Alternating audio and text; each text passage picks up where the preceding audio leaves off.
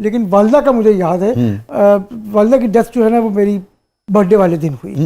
میری birth day اور میری والدہ کی ڈیتھ اینیورسری ایک ہی دن ہے اور 2019 میں ہوئی. ایڈ ایشیا ایشین ایڈوائزنگ کانگریس ہم نے آرگنائز کی تھی لاہور میں, تو میں اس کو چیئر کر رہا تھا اور میں نے اس کو آرگنائز کیا تھا یہاں. تو 5 دسمبر کو وہ ختم ہوئی. 6 دسمبر کو اچھا میری والدہ کی ایک روٹین تھی کہ وہ 12 بجے رات کے نا وش کرتی تھی. فون نہیں آیا, میں نے کہا شاید امی سو گئی ہوں گی جلدی, آج بھول گئی ہیں. صبح میں نے کوئی 11 بجے کے قریب سوچ کے وہ 10 بجے 9 بجے اٹھی ہوں گی, ناشتہ کر لیا ہوگا. میں نے فون کیا, میں نے کہا گلا کرنے کے لیے, میں نے کہا امی آپ نے تو فون بھی نہیں کیا. تو انہوں نے کہا بیٹا سالگرہ مبارک, ہیپی برتھ ڈے, لیکن میری طبیعت ٹھیک نہیں ہے, میں بعد میں بات کروں گا تم سے. اس کے بعد فون نہیں آیا, میں بیٹھا رہا. تو تھوڑی دیر کے بعد کوئی میرے خیال میں کوئی 1:30 بجے کے قریب میں نے فون کیا تو میرے چھوٹے بھائی نے اٹھایا.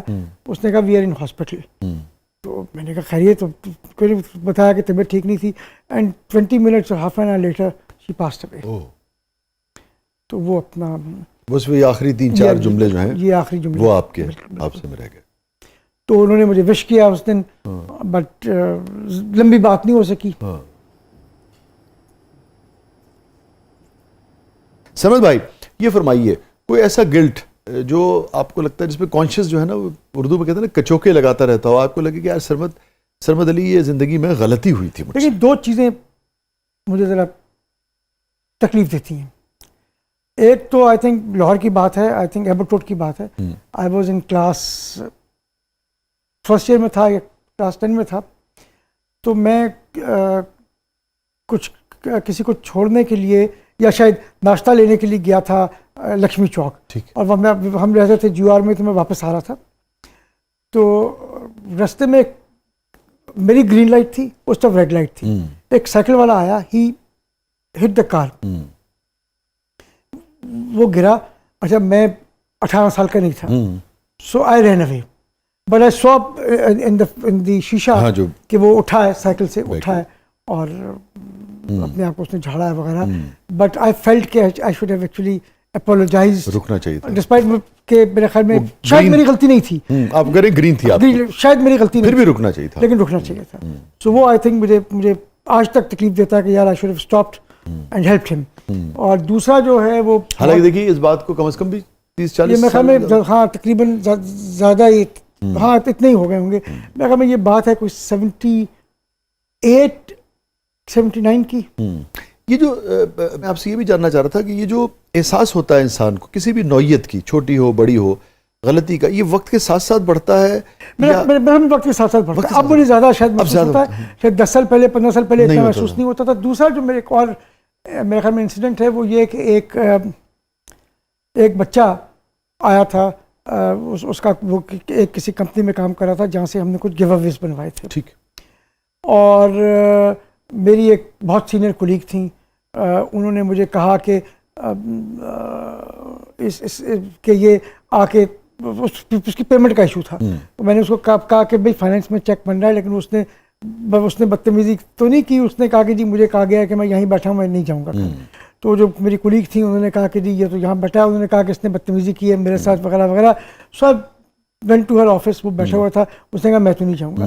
سو میں نے بہت کم مجھے غصہ آتا ہے, اس دن مجھے غصہ آیا اور میں نے اس کو ڈانٹا, and I think I went a bit overboard. تو وہ مجھے نہیں کرنا چاہیے تھا. یہ 2 انسیڈنٹس جو ہے نا مجھے لگتا ہے زندگی میں جو مجھے ریگریٹس کے طور پہ لگتے ہیں. لیکن سرمد بھائی میں پھر بھی آپ کا شکریہ ادا کروں گا کہ لازمت ہے آپ کی پوسٹ, آپ کی پوزیشن اور جس طرح سچائی سے آپ نے یہ واقعات شیئر کیے, لوگ سیکھتے ہیں. جی ہاں سیکھتے ہیں, لیکن واقعتاً دیکھیں ہم سب انسان ہوتے ہیں اور غلطیاں ہم سب سے ہوتی ہیں. یہ نہیں ہو سکتا کہ میں کہوں کہ جی میں نے زندگی میں کوئی غلطی نہیں کی, کوئی ریگریٹ نہیں ہے, یا آپ نے کوئی غلطی نہیں کی, کوئی ریگریٹ. ہم سب کی زندگی میں کوئی نہ کوئی ریگریٹس ہیں. بلکہ دیکھیے نا, جب آپ جیسے لوگ جب بات کرتے ہیں تو اس کا ایک فائدہ یہ ہوتا ہے کہ ہم سب اور دیکھنے والے یہ خیال کرتے ہیں کہ اچھا ہم ایسی حرکتوں سے گریز کریں جس کا ریگریٹ کل کو ہو. ایک اور مجھے واقعہ یاد آتا ہے, وہ ہم اسلام آباد سے ٹرانسفر ہوئے تھے لاہور. میرے والد صاحب گاڑی نئی شروع کی تھی چلانی, تو وہ اس زمانے میں گاڑی ہوتی تھی, وہ جو فلور شفٹ نہیں ہوتی تھی, وہ سائڈ پہ گیئر ہوتا تھا. جی سائڈ پہ گیئر ہوتا تھا. تو وہ میں گیئر میں گاڑی تھی, میں نے دیکھی نہیں, میں نے گاڑی اسٹارٹ کی, وہ جا کے آگے لگی. تو وہ ایک مجھے یاد ہے, ہم چمبا ہاؤس میں اس ٹھہرے ہوئے تھے.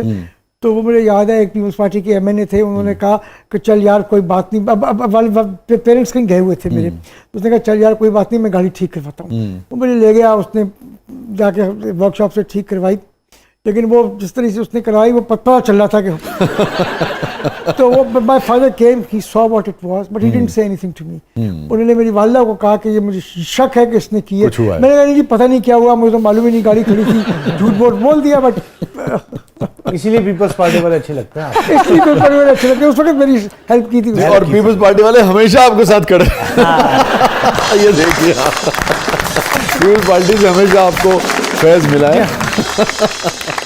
زرداری صاحب سے بہت دوستی ہے آپ کی؟ نہیں سر دوستی نہیں ہے, لیکن آئی ایڈمائر ہم. I think he is one of the finest statesman, politicians نہیں اسٹیٹسمین دس کنٹری ہے. اور جو میرے خیال میں زرداری صاحب کا پولیٹیکل ایکیومن ہے وہ میرے خیال میں اس ملک میں کسی کا نہیں. یہ فرمائیے, اب میں بالکل ایک یعنی کہ صحافت کے جو میڈیا پرسن سے ہی بات کر رہا ہوں. زرداری صاحب کی مفاہمتی سیاست ہے, اس کو بہت سارے لوگ بہت ہی ایڈمائر کرتے ہیں نا, جیسا کہ آپ نے کہا کہ بہت سارے لوگ یہ سمجھتے ہیں کہ وہ اسٹیٹس مین ہے نا, اور اسٹیٹسمین شپ کی ایک بہترین مثال ان کو تصور کیا جاتا ہے. دوسری طرف جو مخالفین ہیں وہ اسی مفاہمتی سیاست کو مفاداتی سیاست کہتے ہیں, اس کو آپ کیسے دیکھیں؟ میرے خیال میں یہ کہنا کہ مفاداتی سیاست غلط ہے, اس لیے کہ دیکھیں آپ سمپل بات کریں, جس دن ہمارے الیکشنز ہوئے اس سال, سب سے پہلے زرداری صاحب نے PTI کو دعوت دی, ان کو کہا کہ آپ آئیں, آپ کے پاس سب سے بڑی پارٹی اگر آپ ہیں تو آپ آئیں حکومت بنائیں. دے ور ناٹ انٹرسٹیڈ, انہوں نے کہا جی ہمیں تو چوروں اور ڈاکوؤں سے بات نہیں کرنی. جب اس قسم کا ایٹیٹیوڈ ہو تو پھر مسئلہ ہوتا ہے. لیکن تو وہ جو ایک مائنڈ سیٹ تھی, اس نے کہا کہ جی یہ مفادات کی سیاست ہے. مفادات کی سیاست کیا تھی؟ کیا پیپلز پارٹی کیبنٹ کا حصہ ہے؟ نہیں ہے. آج بھی پیپلز پارٹی اصولوں کی سیاست کر رہی ہے. وہ بیسکلی کہہ یہ رہے ہیں, کہتے یہ ہیں ہم کہ جی جو ہمارے ساتھ آپ نے ایگریمنٹ کیا تھا ایٹ دی ٹائم آف, جب یہ سائن کیا تھا الیکشنز کے بعد ہم نے ایگریمنٹ, تو اس ایگریمنٹ کو آپ آنر کریں, اور کچھ نہیں کہتے. وہ یہ نہیں کہتے کہ جی ہمیں یہ چاہیے ہمیں وہ چاہیے, وہ کہتے ہیں جو آپ نے خود ایگریمنٹ ہمارے ساتھ کیا تھا, 17 اس میں شرائط تھیں. مگر سرمد بھائی, اگر وہی شخص یا اسی پارٹی کے سربراہ جو ہیں جب یہ کہتے ہیں کہ بھئی آپ اس کے اوپر عمل کیجئے, ہم اور کچھ نہیں کہتے, مگر ایک موقع پہ زندگی میں اور بہت ماضی بعید نہیں ماضی قریب میں وہ یہ کہہ چکے ہوں کہ وعدے جو ہیں وہ کوئی قرآن حدیث تو نہیں ہوتے, تو پھر کیا اخلاقی جواز رہ جاتا ہے اس پہ امپلیمنٹ کروانے؟ وہ بات جو جب کی گئی تھی تو وہ کی گئی تھی, لیکن اس کا مطلب یہ نہیں تھا کہ نہیں ہوتے. آج دیکھیں لوگ ابھی بھی کہتے ہیں ہر چیز, آپ سمجھتے ہو بات غلط تھی؟ میں اس کو کمنٹ نہیں کر سکتا, بیکاز آئی واز میں جانتا نہیں ہوں کس کنڈیشنز کس انوائرمنٹ میں اور کس کنڈیشن میں بات کی گئی تھی. لیکن میں یہ کہوں گا زرداری صاحب کا دوست یا دشمن وہ یہ کہتا ہے جو آصف علی زرداری نے زبان دے دی وہ پتھر پہ لکیر ہے. بہت سارے لوگ یہ بات کہتے ہیں, مگر انہی شخصیت کے حوالے سے یہ جو جملہ ہے یہ کس کنڈیشنز میں کہا ہوگا, انہوں نے کہہ دیا ہوگا, لیکن جو عمل ہے یہ کہنا اور جو اس کے بعد عمل ہے وہ آپ کو نظر آتا نا کیا ہے. عمل یہ ہے کہ جو زبان دے دی وہ پتھر پہ لکیر ہے. ہیپیسٹ مومنٹ سرمد علی صاحب کی زندگی کا؟ میرے خیال میں نہیں ہوتا, امی میں میٹرک کر لیا. بہت اچھے, میٹرک کیا تو میرے خیال میں وہ شاید خوشی کا موقع, پہلی سینس آف اچیومنٹ میرے خیال میں پہلا sense of achievement. Memorable moment Sarmad Ali صاحب کی زندگی کا؟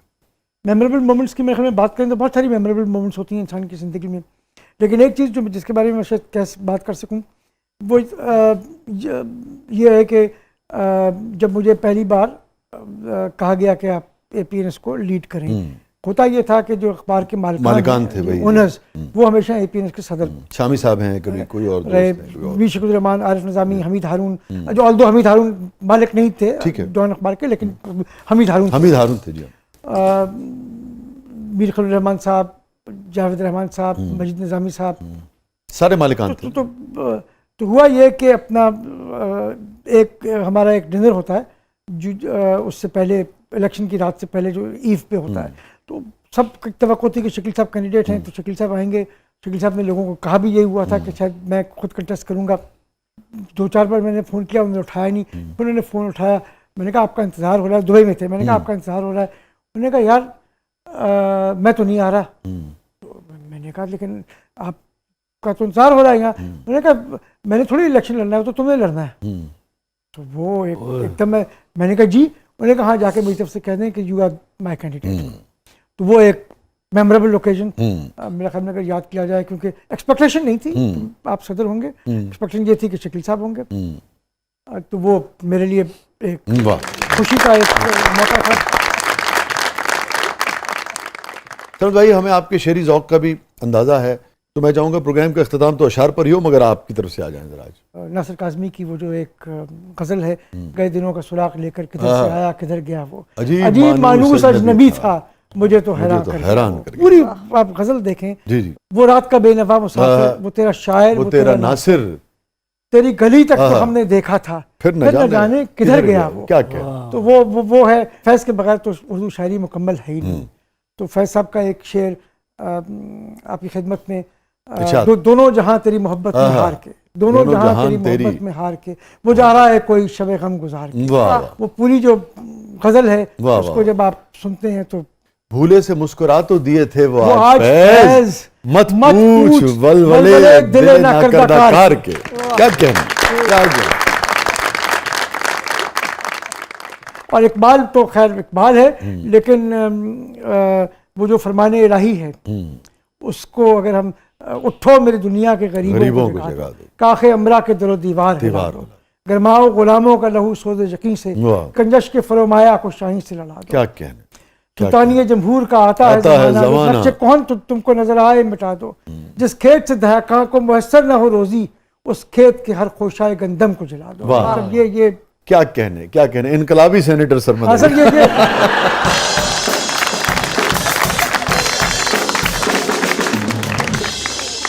میں یہ سمجھتا ہوں کہ یہ جو ہے نا, یہ ہر لبرل آدمی کا, ہر اچھے آدمی کا جس کا دل صحیح جگہ پہ ہے, یہ اس کا ترانہ ہے. بہت بہت شکریہ. Thank you so much, thank you so much, thank you so much, thank you so much. ناظرین, یہ تھا آج کا زبردست. اپنے فیڈ بیک سے ہمیں آگاہ کیجیے گا. اجازت دیجیے, اللہ حافظ.